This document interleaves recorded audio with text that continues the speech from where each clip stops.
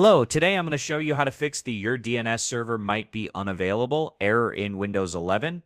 This error means your computer is having trouble connecting to a DNS server, which is what translates website names into IP addresses.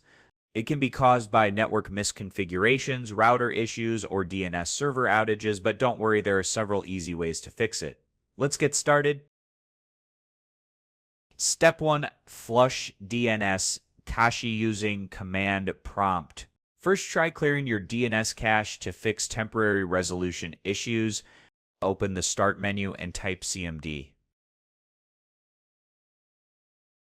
Right-click on Command Prompt and select Run as Administrator.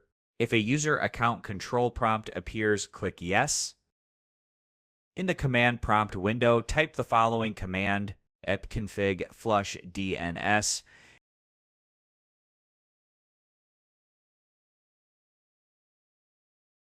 Press Enter.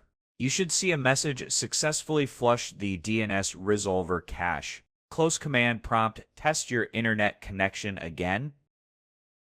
Step 2, reset network settings to default. If the problem persists, reset your network settings. Open the Start menu and search for Settings. Open the Settings app. Go to Network and Internet from the left panel. Click Advanced Network Settings.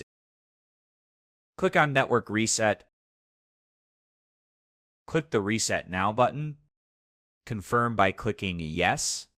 You'll be signed out in 5 minutes. Make sure you have your Wi-Fi password ready. After the restart, test your connection again.